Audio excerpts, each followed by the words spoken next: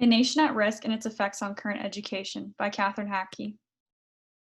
In 1981, Ronald Reagan became president. During this time, there were complaints of high taxes, a plummeting economy, and the tension between the United States and Soviet Union during the Cold War.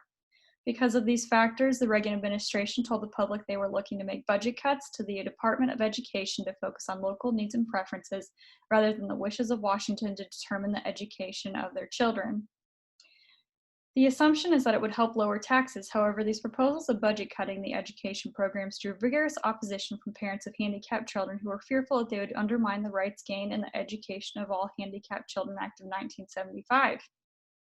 Terrell H. Bell became United States Secretary of Education and was appointed a team of 18 members. These 18 members, the National Commission of Excellence in Education, or the NCEE, released its report, A Nation at Risk, in April 1983.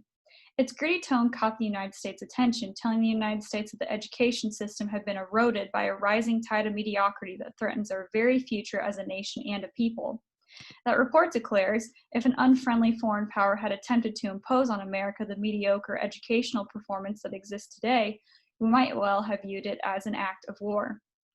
This strongly worded language put the United States public school system and Reagan administration in the spotlight, asking them to make changes in America's educational system's foundation, implying to Reagan that maybe he should reconsider his hands-off plan in education. The National Commission of Excellence in Education supplied 38 recommendations developed under 5 basic categories: content, standards and expectations, time, teaching, and leadership and fiscal support. His recommendations all carried a similar theme: more. More classes needed for students at high school, 4 years of math, English, science, and social studies, and 2 years of foreign language. This idea was changed and used today in high schools called the A through G system. The NCEE wanted more college preparatory classes for high schoolers and more time spent in the classroom. For example, the minimum number of school days required in a year in 1983 was 210 in Japan, compared to 180 in the United States. The NCEE also wanted to create competitive, market-sensitive, and performance-based salary for teachers. Lastly, under leadership and fiscal support, it was recommended that the state and local officials would have primary responsibility of financing and governing the schools, while the federal government should help meet the needs of students that are gifted and talented, socioeconomically disadvantaged, minority and language minority students, and the handicapped. Today, the report continues to have a significant impact on our current education system.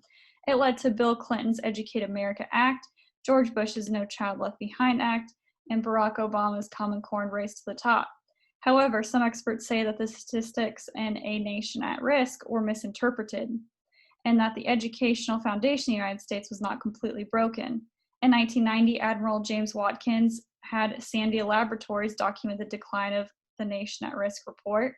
When the SAT scores were broken down into subgroups, they discovered that while the overall average scores declined, the subgroups of the students increased. This is because after Brown versus Board, there were more educational reforms working to help desegregate schools and to help students of low economic or minority backgrounds have access to the same kinds of testing that white boys did, who were the ones that were given the increased scores on the previous reports that had shown a decline. This overall made the average of American testing lower because these other students had not been able to take these tests previously.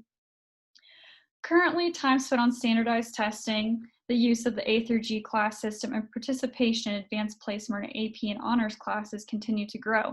However, financial support, both in school funding, teacher salaries, and time spent in the arts, and the number of days in school are just the same in 1983, or if anything, in decline.